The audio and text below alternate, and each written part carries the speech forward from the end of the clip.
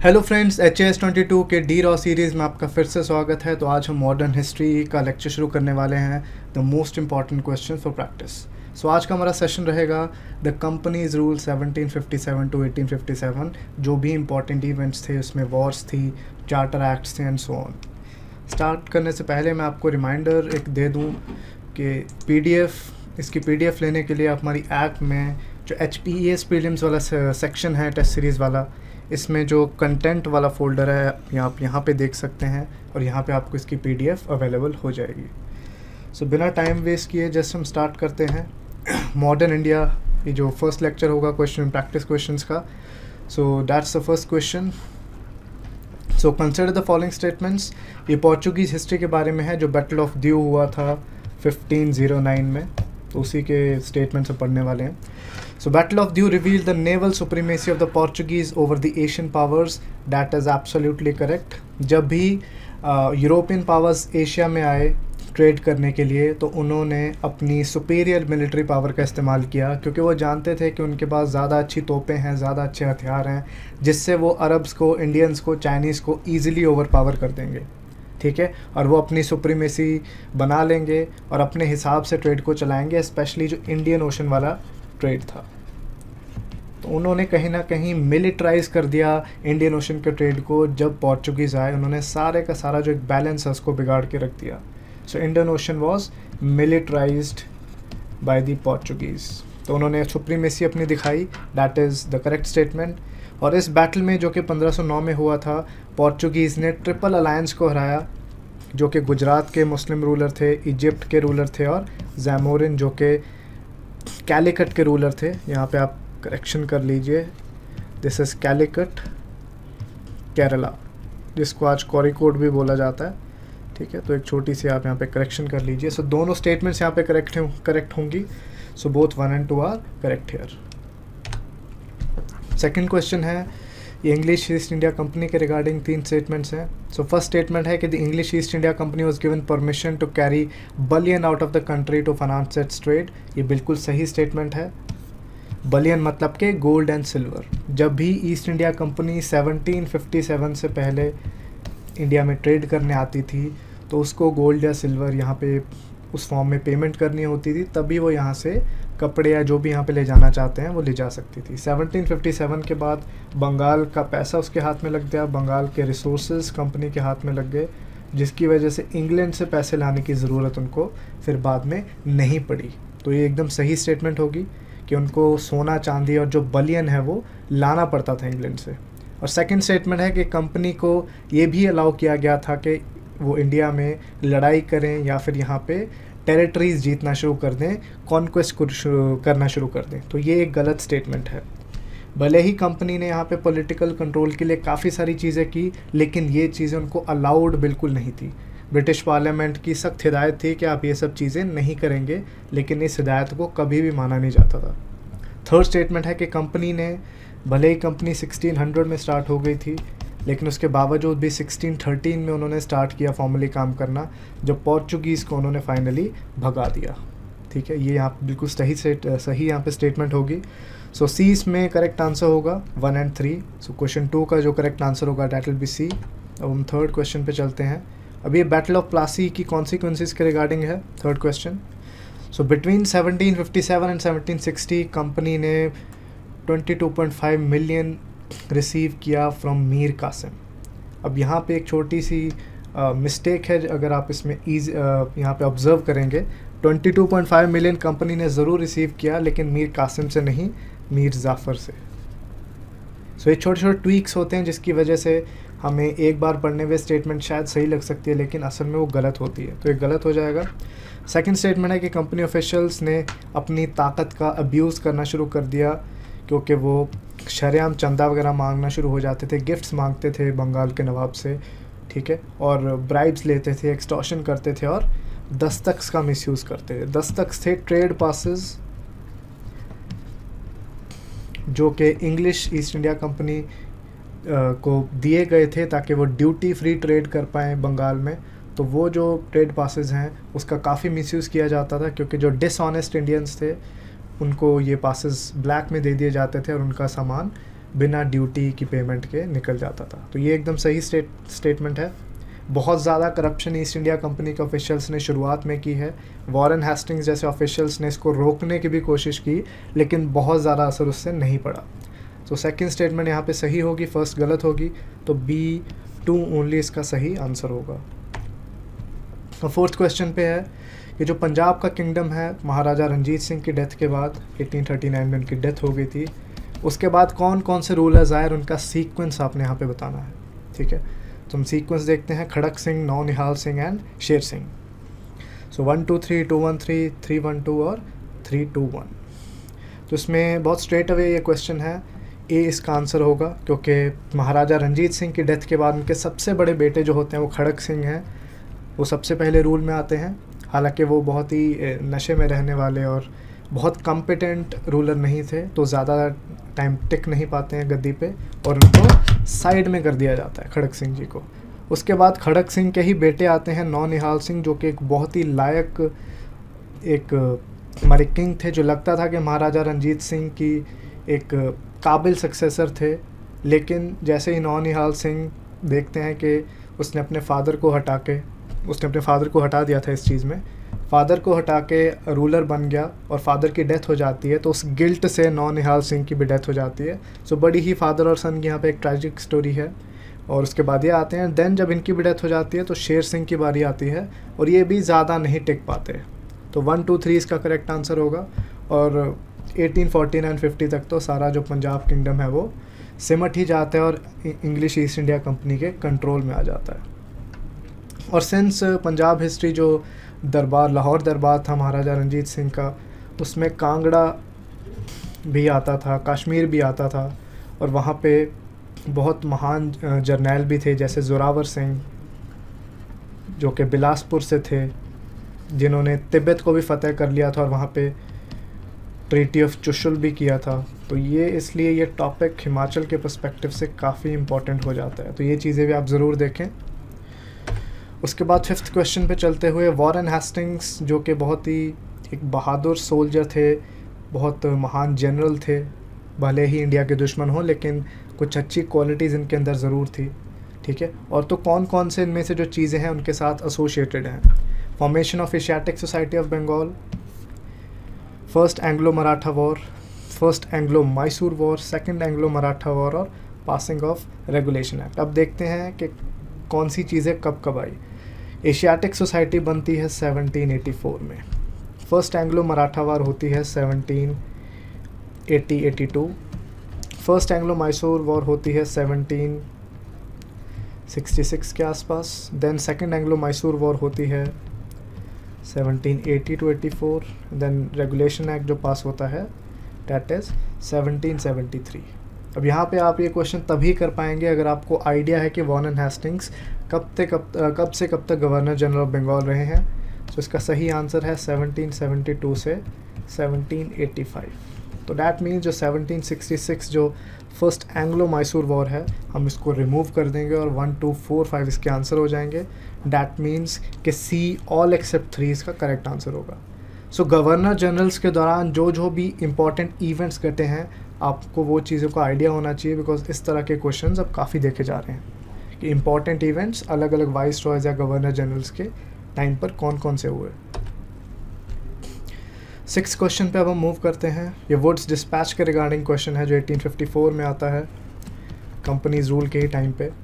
तो sir Charles Wood was the president of the board of control, that is absolutely correct statement.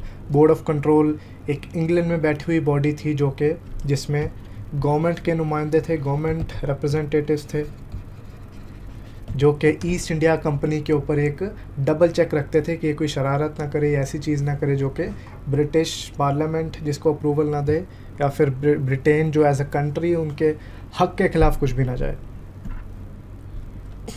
और यहाँ पे Charles Wood ने suggest किया था कि प्राइमरी स्कूल्स में वर्नाकुलर लैंग्वेजेस को अडॉप्ट करना चाहिए, ये भी एक सही स्टेटमेंट है। तो यहाँ पे दोनों स्टेटमेंट करेक्ट हो जाएंगी।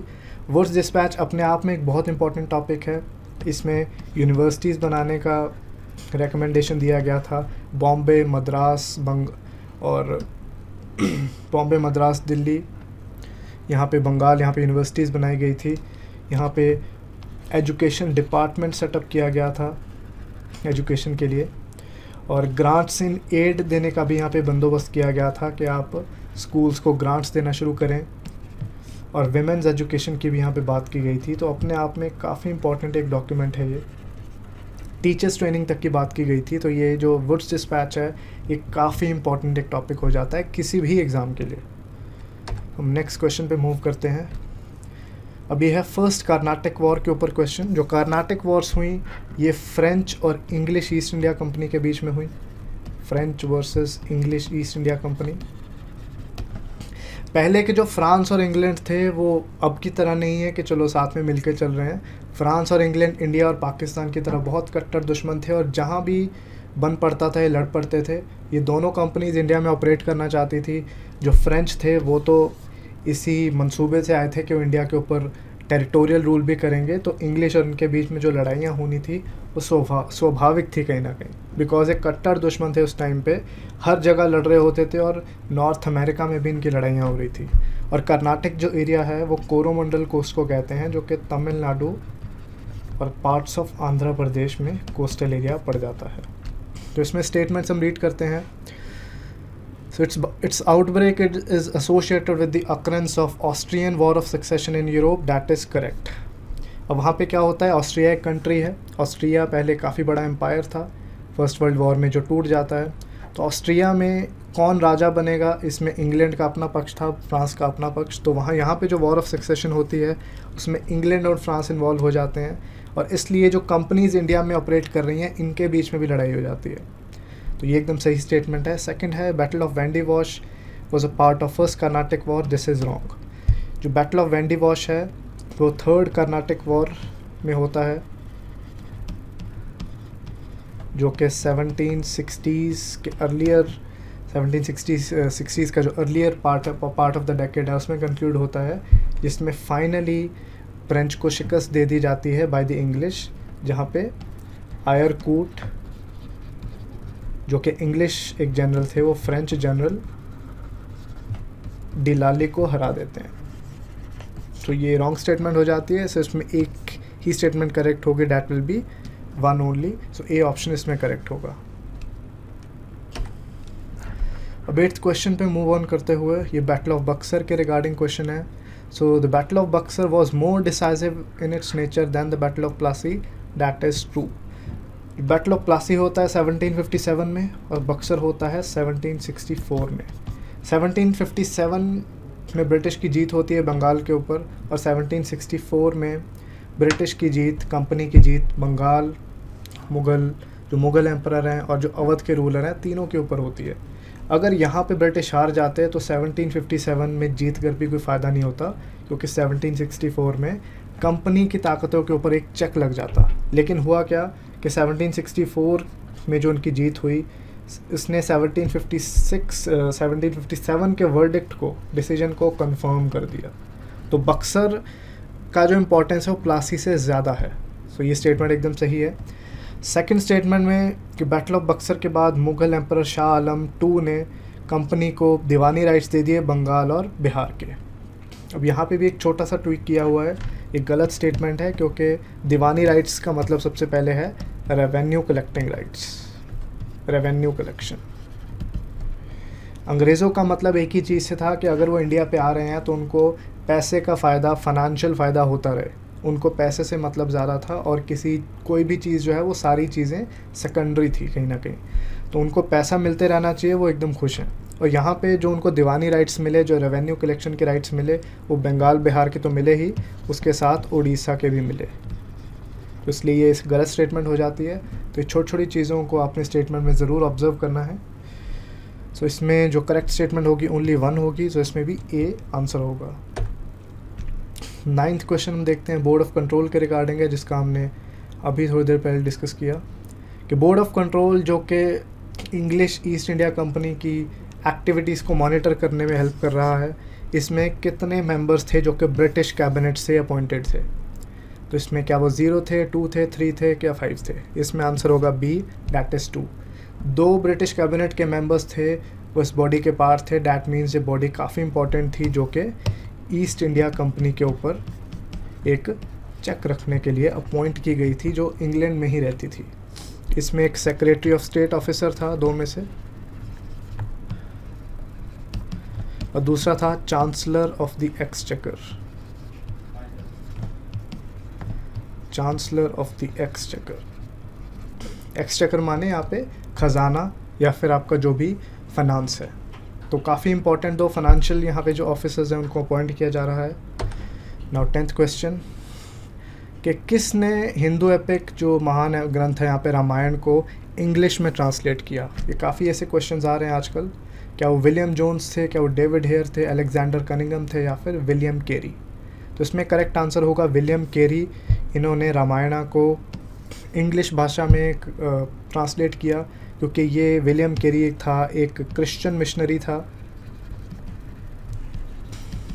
क्रिश्चियन मिशनरी जिसने सिरामपुर में यूनिवर्सिटी बनाई ईस्टर्न इंडिया में, सिरामपुर यूनिवर्सिटी, जो कि रिलीजन्स को स्टडी करने के बारे में था। तो ये काफ़ी ट्रांसलेशंस कर रहा था ये आदमी। इसका प्राइमरी पर्पस था कि मैक्सिमम लोगों को क्रिश्चियनिटी में कन्वर्ट करना, इसलिए वो इंडियन कल्चर के बारे में जानना चाहता था। दैट्स वाई वो रामायण और भी काफ़ी जो इंडियन टेक्स्ट थे उन पे काफ़ी रिसर्च कर रहा था, ठीक है, ताकि वो इंडियंस के बारे में जान सके और अकॉर्डिंगली अपनी एक्टिविटीज़ को अंजाम दे सके। तो इसलिए यहाँ पे डी आंसर होगा करेक्ट। 11th क्वेश्चन पे मूव करते हुए, मसूलीपट्टनम जो यहाँ पे एक बहुत इंपॉर्टेंट पोर्ट था मॉडर्न इंडिया में, अब कौन कौन सी कंपनीज़ ने यहाँ पे अपने वेयर हाउसेस बनाए या फिर इम्पोर्टेंट स्टेशंस बनाए। So is it French, English, Dutch या पोर्चुगीज़। तो यहाँ पे आंसर क्या होगा, all of the above. Masulipatnam जो कि आंध्र प्रदेश में एक पोर्ट सिटी पड़ता है, जिसको आज मछलीपट्टनम कहा जाता है, इसी मसूलीपट्टनम को मछलीपट्टनम भी कहा जाता है। अब यहाँ पे सारी की सारी कंपनीज़ भले ही थोड़े टाइम के लिए आई हों बट ज़रूर आई हैं। तो काफ़ी इंपॉर्टेंट पोर्ट था जिसमें सारी की सारी कंपनीज इन्वॉल्व थी। सो डी इसका करेक्ट आंसर होगा। हम 12th क्वेश्चन पे मूव करते हैं। सो 4 वॉर्स हैं, आपने उसको करेक्ट क्रोनोलॉजिकल सीक्वेंस में लगाना है कि कौन सा पहले हुआ, फिर उसके बाद हो, फिर उसके बाद और फिर उसके बाद।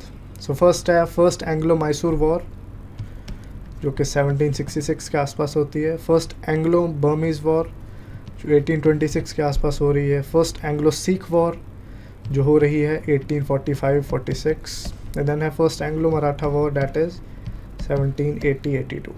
अंदाज़ा ही होना चाहिए, अगर पूरा आपको नहीं भी याद दैट्स परफेक्टली फाइन। सब कुछ ऐसे ही रट के नहीं बैठ जाना है। सो अब आप इसमें सीक्वेंस बना सकते हैं। So it is 1 4 2 3। सो 20 में करेक्ट आंसर होगा। तो जैसे कि हमने पहले भी बात की है, तो आपको सीक्वेंस याद होना ज़रूरी है, एग्जैक्ट ईयर अगर नहीं भी याद। सो 20 में करेक्ट आंसर होगा एज़ पर द सीक्वेंस। हम 13th क्वेश्चन पे चलते हैं। ये ट्रीटी ऑफ सालबाई के रिगार्डिंग क्वेश्चन है, जो कि 1782 में कंक्लूड की गई थी मराठास और ब्रिटिश ईस्ट इंडिया कंपनी के बारे में के बीच, उनके दरमियान। So first है Treaty of Salbai was signed between the Marathas and the British East India Company. That is absolutely correct. Second है British recognized the territorial claims of Mahadji Shinde in the west of Yamuna River. That is also correct. Mahadji Shinde जो थे उस time पे काफ़ी important Maratha general थे और काफ़ी victories achieve करते थे और सबसे एबल मराठास में से एक थे, और इनकी ताकत को मानते हुए यमुना का वेस्ट इनके नाम किया। और रघुनाथ राव जो थे उनको भी पेंशन ऑफ कर दिया गया था इस ट्रीटी के तहत। सो यहाँ पे तीनों स्टेटमेंट्स करेक्ट होंगी। अब ट्रीटी ऑफ सालबाई इंपॉर्टेंट क्यों है, क्योंकि 1782 से 1803 जब सेकेंड एंग्लो मराठा वॉर होती है तो 20 साल इन दोनों ताकतों के बीच में काफ़ी पीस बना रहता है। तो यहाँ पे जो अंग्रेज़ हैं एक चुस्ती खेल जाते हैं कि 20 ईयर्स ऑफ पीस बाय कर लेते हैं। ईस्ट इंडिया कंपनी मराठा से एक अश्योरेंस लेती है कि हम एक दूसरे से लड़ेंगे नहीं, और मराठा से ये भी अश्योरेंस लेती है कि मैसूर को हराने में मराठास कंपनी की मदद करेंगे और दोनों शांति बना के रखेंगे।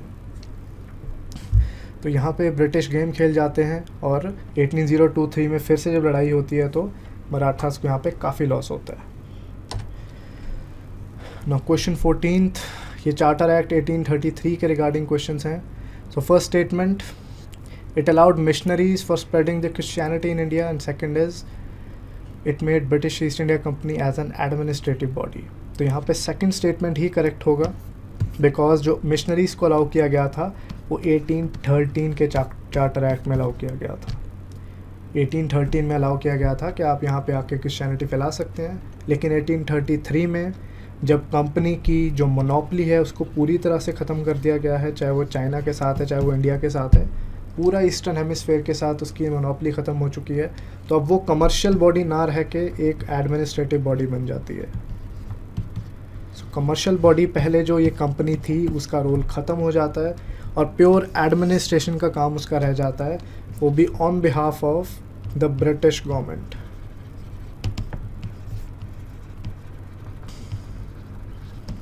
यहाँ पे बी करेक्ट आंसर होगा। Moving on to 15th question. अब इनमें से कौन से ग्रुप ऑफ प्लांट्स जो हैं वो पहले न्यू वर्ल्ड में लगाए जाते थे और बाद में ओल्ड वर्ल्ड में इंट्रोड्यूस किए गए। अब सबसे पहले यहाँ पे टर्म्स आती हैं न्यू वर्ल्ड क्या है और ओल्ड वर्ल्ड क्या है। न्यू वर्ल्ड हम अमेरिकास को कहते हैं, ये चीज़ आपने याद रखनी है। North America and south America दोनों कॉन्टिनेंट्स को हम न्यू वर्ल्ड कहते हैं, क्योंकि यूरोपियंस ने 500-600 साल पहले ही इसको डिस्कवर किया, जब क्रिस्टोफर कोलंबस यूरोप से वेस्ट की तरफ निकला और अमेरिकास को डिस्कवर किया। इनफैक्ट अमेरिका जो नाम रखा गया है ये अमेरिगो करके एक बंदा था उसके नाम पे रखा गया है, तो इसलिए जो न्यू वर्ल्ड है that is south and north America both. South America and north America दोनों कॉन्टिनेंट्स को न्यू वर्ल्ड में यहाँ पे काउंट किया जाएगा। ओल्ड वर्ल्ड जो बाकी एशिया यूरोप वो ओल्ड वर्ल्ड में आ जाता है। अब कौन सी चीज़ें इंडिया में यूरोपियंस ने इंट्रोड्यूस की, स्पेशली पोर्चुगीज़ ने? क्या वो तंबाकू, मेज, चिलीज़ हैं, टोबैको, कॉटन एंड रबर है, cotton, coffee and sugar cane है, रबर, कॉफ़ी एंड वीट है? तो यहाँ पे अगर हम एलिमिनेट करना शुरू करें, अगर कुछ भी नहीं पता है इसके बारे में, तो सबसे पहले आपको पता होना चाहिए कि कॉटन हड़प्पन टाइम पे भी हमारे पास थी, तो ये तो सीधा खारिज हो जाता है। कॉटन यहाँ आ गया तो ये भी खारिज हो गया। शुगर केन भी हमारे पास शुरू से थी, वीट भी हमारे पास शुरू से थी, तो ये भी कहीं ना कहीं खारिज हो जाता है। तो इसलिए एक ही ऑप्शन बचता है, दैट इज़ ए, टोबैको, मेज़ एंड चिलीज़।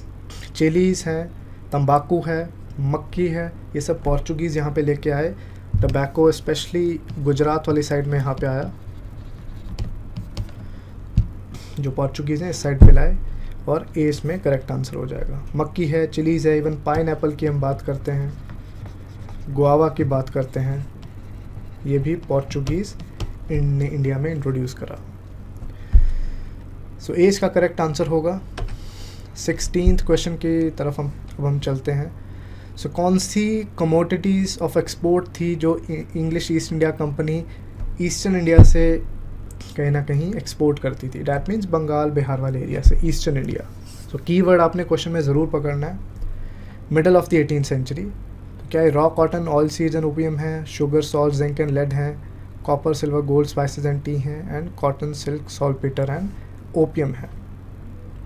तो यहाँ पे करेक्ट आंसर होगा cotton, silk, saltpetre and opium. Cotton तो एक बेसिक चीज़ थी जो अंग्रेज़ यहाँ से ले जाया करते थे, क्योंकि कॉटन वुल से एक बेटर कपड़ा होता है, वॉशेबल होता है, लाइट होता है, और कॉटन की डिमांड जो यूरोप में थी वो काफ़ी हाई थी, तो कॉटन तो यहाँ पे रहेगा ही।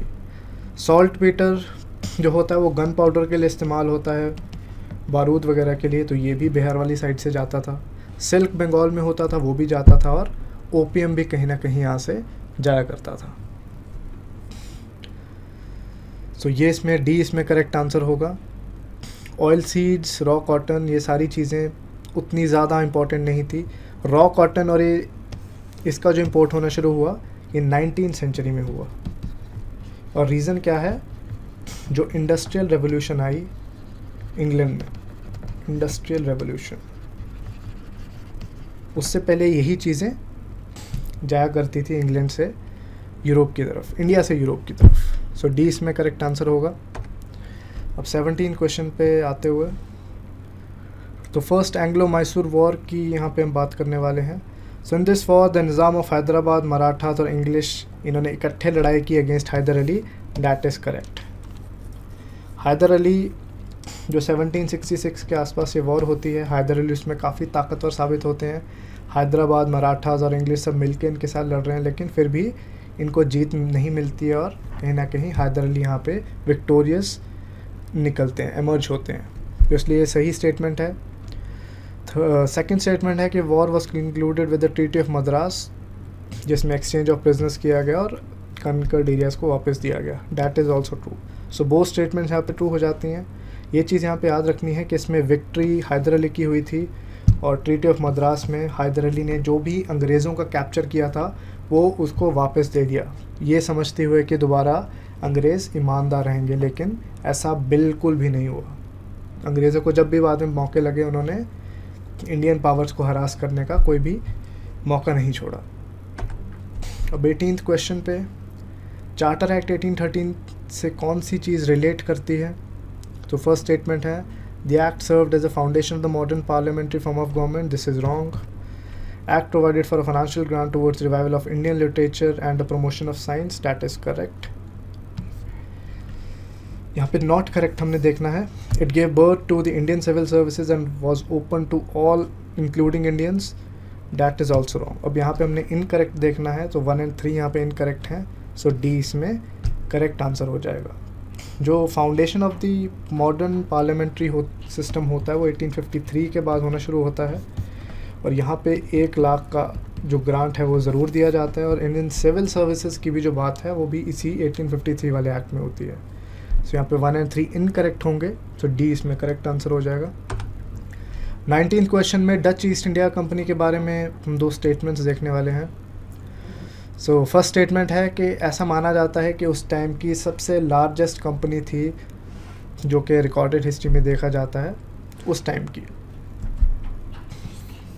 ये एकदम सही स्टेटमेंट है। Dutch east India company government sponsored company थी और इसमें डच गवर्नमेंट, जो कि नेदरलैंड्स की गवर्नमेंट, ने बहुत पैसा वगैरह लगाया था और ये उस टाइम की लार्जेस्ट कंपनीज़ में से एक थी।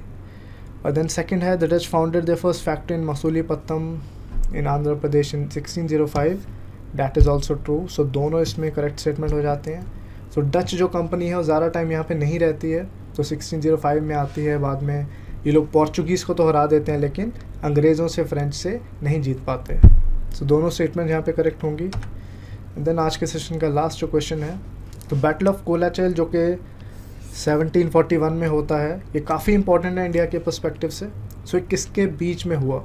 डच कंपनी के इंग्लिश कंपनी के साथ, डच कंपनी की ट्रावनकोर स्टेट के साथ, डच कंपनी का पोर्चुगीज़ के साथ, या फिर फ्रेंच कंपनी का पोर्चुगीज़ के साथ? तो इसका करेक्ट आंसर है B, Dutch company versus state of Travancore.